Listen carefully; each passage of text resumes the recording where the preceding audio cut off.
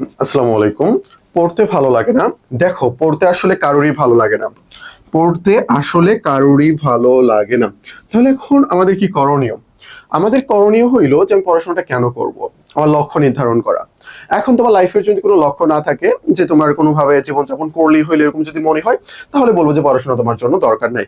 But তুমি যদি মনে করো যে না, আমাকে ভালোভাবে লাইফ লিড করতে হবে বা আমার মুখ উজ্জ্বল করতে হবে, সমাজে একটা নাম ডাক আমার থাকবে, অ্যান্ড আমি ফিউচারে মানুষের জন্য ভালো করবো ইনশাল্লাহ। আমাদের সবারই ড্রিম থাকে যে ভালো জব বা অন্যান্য কোনো কিছু করে আমরা ভালো কিছু করব, অ্যান্ড যে ভালো কিছু করার জন্য তোমাকে অবশ্যই টাকা পয়সা ইনকাম করতে হবে। আর একমাত্র তুমি যদি ভালোভাবে টাকা পয়সা ইনকাম করতে চাও, লেখাপড়া এটার জন্য অপরিহার্য। লেখাপড়া করে তোমাকে চাকরি করে টাকা ইনকাম করতে হবে এরকম অ্যাকচুয়ালি না। তুমি লেখাপড়ার মাধ্যমে বিভিন্ন ধরনের বিজনেস বা যেটাই হোক না কেন, আমি আমার অনেক অনেক সিনিয়র ভাইকে দেখছি যারা অনেক ভালো ইউনিভার্সিটি থেকে বাইরের দিকে এসে পড়াশোনা করে এসে তারা বিজনেস করতেছে। তো যে কোনো একটা কোনো কিছু করতে হবে তোমাকে, তাই না, লাইফে?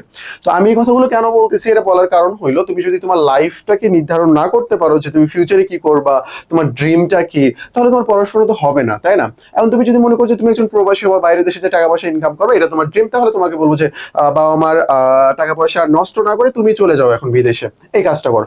সবাই তো আর পড়াশোনা করে চাকরি পাবে না, তাই না? বিভিন্ন জনকে তো বিভিন্ন জায়গায় যেতে হবে।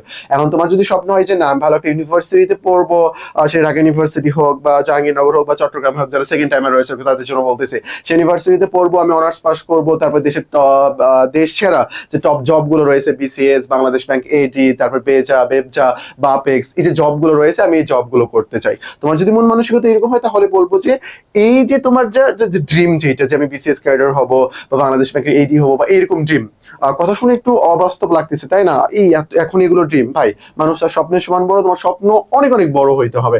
তো ব্যাপারটা হইলো যে আমি যদি সারাদিন নাও পড়ি, তবুও যেন আমার স্বপ্ন থাকে যে না, আমি এই ইউনিভার্সিটিতে চান্স পাবো। তাই বলে কি না পড়লে হবে? না, অবশ্যই কিন্তু পড়তে হবে, এই আর কি ব্যাপার। তো দেখো, প্রথমত তোমার লক্ষ্যটা নির্ধারণ করতে হবে, লক্ষ্য ছাড়া কোনো কিছু হবে না। আর তুমি কি চাও না তোমার বাবা মার মুখটাকে হাস্যোজ্জ্বল করতে? তুমি কি চাও না ফেসবুকে সুন্দর একটা পোস্ট করতে, যে আলহামদুলিল্লাহ ঢাকা ইউনিভার্সিটি, আলহামদুলিল্লাহ চট্টগ্রাম বিশ্ববিদ্যালয়? দেখো, চট্টগ্রাম বিশ্ববিদ্যালয়, ঢাকা বিশ্ববিদ্যালয়, জাহাঙ্গীরনগর বিশ্ববিদ্যালয় চান্স পাইলে লাইফ সেট হবে না। বাট চান্স পাইলে যে তুমি অপরচুনিটি গুলো পাবা, এটা তুমি বর্তমানে কোথাও পাবা না, এটা ইম্পসিবল।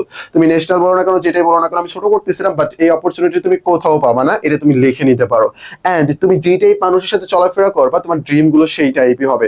তোমার বন্ধু বান্ধব দেখবা, তোমার বন্ধু বান্ধবের যে আচার আচরণ, তাদের যে স্বপ্ন, এগুলো কিন্তু তোমাকে প্রভাবিত করে। তো আমি যে 10 জন মানুষের সাথে চলাফেরা করতেছি, এই 10 জন মানুষ যদি তাদের স্বপ্নগুলো অনেক বেশি ছোট, মানে বিজিকিচ্ছে একটা অবস্থা, তাহলে আমার কিন্তু মন মানসিকতা তার মতোই হয়ে যাবে। সো এই ক্ষেত্রে বন্ধু নির্বাচনে কিন্তু খুব সতর্ক থাকতে হবে। যাই হোক, তাহলে আমাকে আগে নির্ধারণ করতে হবে আমার লাইফটাকে আমি কিভাবে আগাবো, কিভাবে গোছাবো। তো আমার যদি স্বপ্ন থাকে যে আমি ওই জায়গায় যেতে চাই, তাহলে মাঝখানে যে পথটা রয়েছে তার জন্য আমাকে কষ্ট করতে হবে না? কষ্ট ছাড়া কি লাইফে কোনো কিছু পাওয়া যায়? না, পাওয়া যায় না, তো আমাকে কষ্ট করতে হবে। সো আমাকে পড়াশোনা করতে হবে, তাই না? বাবা মা এত কষ্ট করে তোমাকে লেখাপড়া করাচ্ছে, তুমি কি একটু চাও না যে বাবা মা একটু গর্ব করে করুক? বিশ্বাস করো, ইউনিভার্সিটিতে চান্স পাওয়ার পর তোমার ফ্যামিলিতে এত পরিমাণ দাম বেড়ে যাবে, এটা বলার বাইরে, এটা সত্য কথা, তোমাকে মেনে নিতে হবে। তো আমাদের স্টুডেন্ট যারা রয়েছে, ভিডিও দেখতেছো, আমাদের কথা মনে হচ্ছে যে অনেক বেশি মোটিভেশন দিয়ে ফেলতেছে, অ্যাকচুয়ালি এরকম না। তুমি যদি আজকে চান্স কোথাও না পাও, তুমি যদি ন্যাশনালে পড়তে হবে, অন্য যে কোনো জায়গায় পড়তে হবে, আমি বলবো যে ওই জায়গা থেকে তুমি ভালো কিছু করতে পারবা। বাট এখন পর্যন্ত মোটিভেশনটা এটাই নাও যে না, ইউনিভার্সিটিতে আমাকে চান্স পাইতে হবে, চেষ্টা করতে হবে। তারপরে যদি না হয়, হয়তো সৃষ্টিকর্তা এই জায়গার চাইতে অন্য জায়গায় তোমার জন্য ভালো কিছু রেখেছে, তোমাকে কি ট্রাই করতে হবে না? অবশ্যই ট্রাই করতে হবে। তাহলে আজকের পরে থেকে আমাদের কাজ কি? আজকের পরে থেকে আমার কাজ হলো আমার ড্রিম কি সেটা লিখে নেওয়া। আমি আমার স্টিকি নোটে লিখে নিবো, আমি টেবিলে লাগিয়ে রাখবো, এটা আমার ড্রিম, আমার ঢাকা ইউনিভার্সিটি চান্স পাইতে, আমার চট্টগ্রামে চান্স পাইতে হবে, আমাকে অবশ্যই ভালোভাবে পড়াশোনা করতে হবে, আর বাবা মার মুখ উজ্জ্বল করতে হবে। দেখো, কোনো কোনো সময় নিজের চিন্তা বাদ দিয়ে বাবা মার চিন্তাও করা উচিত মনে হয় আমাদের, তাই না? তাদেরকে একটু হাসি ফোটানোর চেষ্টা করা উচিত, বুঝতে পেরেছো? তো এই কাজটা করবা। ওকে, তাহলে আমাদের অবশ্যই অবশ্যই পড়াশোনা করতে হবে। পড়াশোনা যে করার কনসেপ্ট, এটা তোমার জন্য, আমার জন্য, সকলের জন্য অ্যাডভাইস। আমি অনেক বড় কিছু হয়ে যাই না যে তোমাকে আমি বলতেছি আরে তুমি পড়াশোনা করতেছো না, কেন পড়াশোনা করবা। ব্যাপারটা হলো তোমাকেও পড়াশোনা করতে হবে, আমাকেও পড়াশোনা করতে হবে। আমি তোমার সিনিয়র ভাই হিসেবে তোমাকে অ্যাডভাইস দিচ্ছি, যেহেতু তুমি ইউনিভার্সিটিতে কোনো চান্স পাও নাই, যেহেতু তো ইউনিভার্সিটিতে চান্স পাওয়ার পর তুমি অ্যাকচুয়ালি বুঝতে পারবা এটা তোমাকে লাইফে কত ভালো একটা জিনিস তোমাকে এনে দিবে। এখন বিশ্বাস করো, যারা চান্স পাবা না, যখন চান্স পাওয়ার বলবো আল্লাহ, এটার জন্য এত কষ্ট করলাম লাইফে, এটা সবাই বলে। যারা চান্স পায় না তাদের কাছ থেকে শুনে দেখো। একটা স্টুডেন্ট ছিল আমার চট্টগ্রামে, চান্স হয় নাই ওর, এখন পর্যন্ত, এখনো তুমি যদি চেক করো, ওয়ালপেপারে ছবির ছবি দেওয়া, ছবির যে ইয়েটা আছে না, লোগো যেটা আছে না, ওইটা দেওয়া, কি পরিমাণ সে ছবিকে ভালোবেসেছিল। তো এরকম কনসেপ্ট, চান্স পাওয়ার পর মনে হয় যে আরে ধুর, এর জন্য এত কষ্ট করলাম। বাট যারা চান্স পায় না তারা অ্যাকচুয়ালি জানে ব্যাপারটা কিরকম।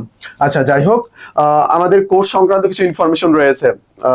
ভালো কথা বলে কোর্স বিক্রি করতেছি? অ্যাকচুয়ালি না, অপরচুনিটি যেগুলো দিচ্ছি তোমার কাছে যদি মনে হয় বেস্ট, তাহলে ভর্তি হয়ে যাও। আর যে কোনো একটা জায়গায় তোমাকে ভর্তি হইতেই হবে, কোনো একটা মেন্টরিং প্যানেলের আন্ডারে থাকতে হবে, নাহলে তুমি তোমার পড়াশোনাটা গুছিয়ে নিতে পারবে না। এটা অ্যাকচুয়ালি সত্য কথা। ওকে, আমাদের ডিউ ফাউন্ডেশন, চবি ফাউন্ডেশন, রাবি ফাউন্ডেশন, তারপর second time foundation, English foundation course রয়েছে। এই ফাউন্ডেশন কোর্সগুলোতে কিন্তু তোমরা এই প্রিমিয়াম বইগুলো পেয়ে যাবে, বুঝতে পারছো? বই পেয়ে যাচ্ছ, 1+1 টেস্ট, মেমোরাইজিং টেস্ট, সবগুলো রয়েছে, সবগুলো এখানে রয়েছে। 3/24 মেন্টরিং সুযোগ সুবিধা, অনেক অনেক অপরচুনিটি তুমি এখানে পেয়ে যাবা। আশা করি বিষয়টা ক্লিয়ার। আমাদের টেলিগ্রাম নাম্বার এটা।